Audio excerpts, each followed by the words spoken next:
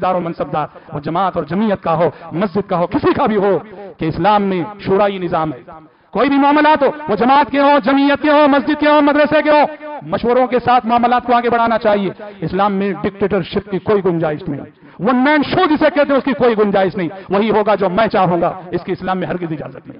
اگر آپ چاہتے ہو کہ آپ کا نظام اسلامی ہو تو شورا ضروری ہے. ہر معاملہ، چھوٹا معاملہ ہو بڑا معاملہ، مشورے کے ساتھ طے ہونا چاہیے. پیارے نبی، اللہ آسمان سے آنے والی وحی آپ سے کہتی ہے وَشَاوِرْهُمْ فِي الْأَمْرِ وَشَاوِرْهُمْ فِي الْأَمْرِ. اے پیغمبر، غور کرنے کی بات ہے، جس پیغمبر کے پاس آسمان سے صبح و شام وحی آتی ہے، اس پیغمبر سے کہا جا رہا ہے ہر معاملے میں اپنے صحابہ سے مشورہ کرنا نہ بھولیے. ہر معاملے میں مشورہ کیجیے. وَشَاوِرْهُمْ فِي الْأَمْرِ. تو مشوروں کے ساتھ بات آگے بڑھتی ہے. مسجدیں مشوروں سے ترقی کرتی ہیں، ادارے مشوروں سے ترقی کرتے ہیں، تنظیمیں مشوروں سے ترقی کرتی ہیں، جمعیتیں مشوروں سے ترقی کرتی ہیں. ڈکٹیٹرشپ اور ون مین شو جسے کہتے ہیں، اسلام میں اس کی قطعاً اجازت نہیں ہے. اور حضرات، قیامت کی نشانیوں میں سے، قیامت کی علامات میں سے پیارے نبی صلی اللہ علیہ وسلم نے یہ بھی فرمایا اذا وسد الامر الى غیر اہلہ فانتظر الساعة. ہم چونکہ قیامت کے قریب ہوتے جا رہے ہیں، اس لیے یہ سب حالات ہم دیکھ رہے ہیں.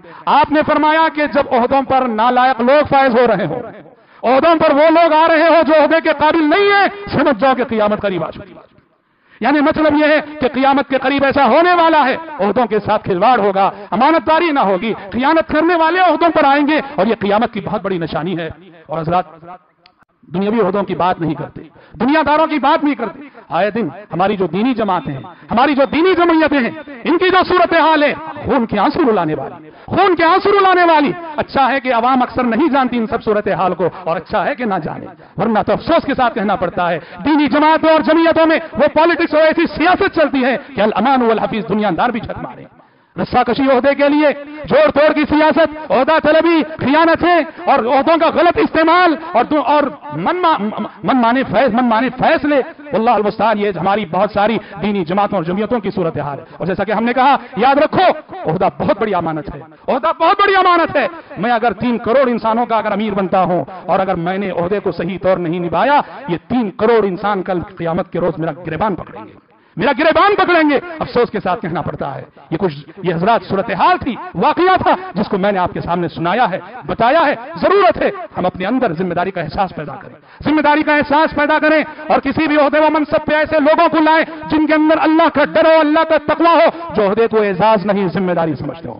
اگر ہم نے ایسے لوگوں کی تائید کی، اگر ہم نے ایسے لوگوں کی تائید کی اور ایسے لوگوں کے حق میں ووٹ دیا جن سے خیانتوں کی داستانیں وابستہ ہیں، اللہ کے پاس ہم سب ذمہ دار ہیں. تائید کرنے والا بھی برابر شریک جرم ہے. اللہ رب العالمین ہم سب کو، آپ سب کو ہدایت دے.